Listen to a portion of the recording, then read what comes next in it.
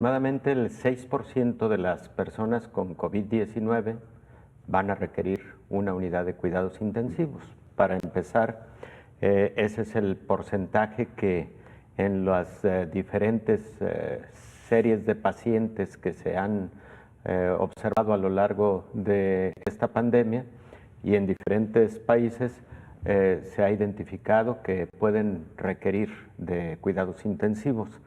Recordemos que aproximadamente el 82 a 85% de los pacientes con COVID tendrán una enfermedad leve a moderada que incluso podrá manejarse de forma ambulatoria y en el hogar del paciente con las medidas que también ya hemos comentado, porque se comportará como una enfermedad que su historia natural habrá de resolver por sí sola. Sin embargo, aproximadamente el 15% de los pacientes van a requerir de hospitalización y de los que requieren hospitalización, aproximadamente un 20% requerirán terapia intensiva.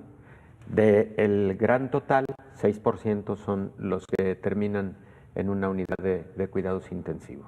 ¿Cómo están constituidas estas unidades, doctor? Y entendemos que si visualizamos un hospital, no necesariamente son los espacios más grandes, digamos, en un hospital. Por supuesto. Para empezar, no son los espacios más grandes, efectivamente.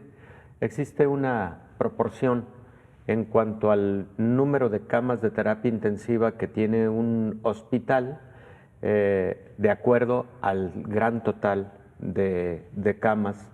Es un poco variable porque depende de si el hospital es un hospital general o es un hospital general de especialidades o si es un hospital exclusivamente de especialidades.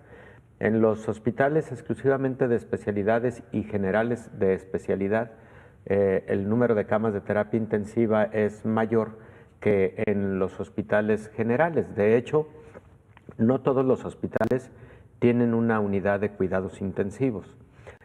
La mayor parte de hospitales deben tener, claro, un cubículo por lo menos o algunos cubículos para atender pacientes graves o urgencias graves, pero frecuentemente después de esa atención los pacientes son enviados a una unidad formal de terapia intensiva.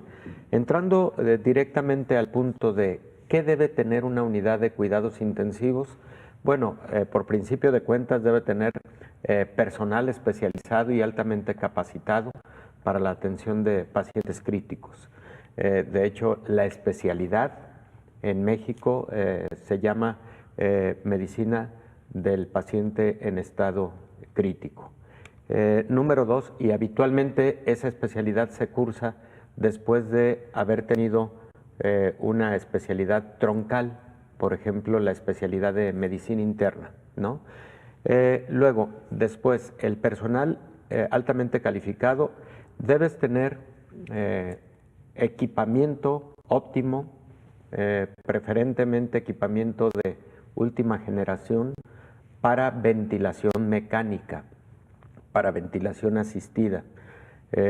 Lo acabamos de comentar, el porcentaje de pacientes que pueden requerir ventilación mecánica teniendo COVID.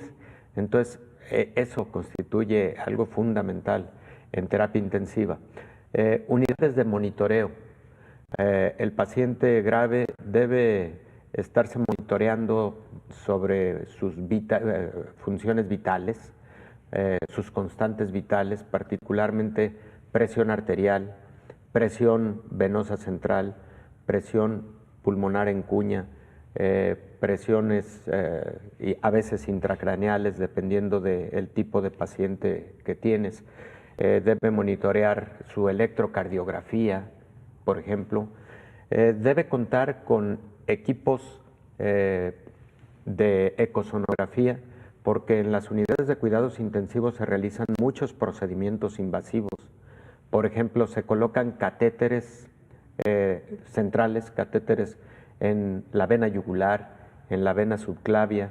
Deben tener también aparatos incluso de anestesia, porque hay pacientes que pueden requerir de algún procedimiento que requiera anestesia y no pueda moverse el paciente hacia otro espacio, entonces ahí se puede realizar ese tipo de procedimiento. Y habitualmente debe tener equipo de radiología portátil. Estos pacientes frecuentemente necesitan radiografías para monitorear, por ejemplo, enfermedades respiratorias o para monitorear si los catéteres están colocados adecuadamente en su sitio, si están en la vena correcta, si están en la profundidad correcta. Entonces, incluso unidades de cuidados intensivos que tienen pequeños laboratorios en su interior para realizar las pruebas más elementales que sirven para monitorear la gravedad y la evolución del paciente hora a hora. Por ejemplo, hay unidades de cuidados intensivos que tienen equipos de gasometría para realizar químicas sanguíneas, biometrías hemáticas de forma automatizada y de forma muy rápida. Entonces, hay unidades de cuidados intensivos con lo básico, que está muy bien. Hay unas mucho más equipadas, pues está mejor. Así es.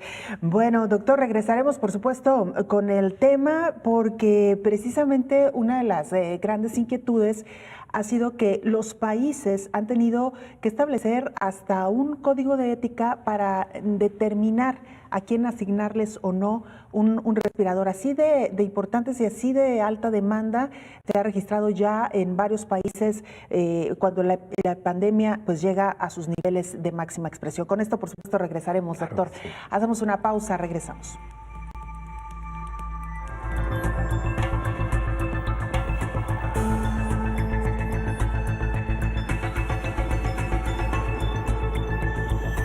Estás viendo Coronavirus,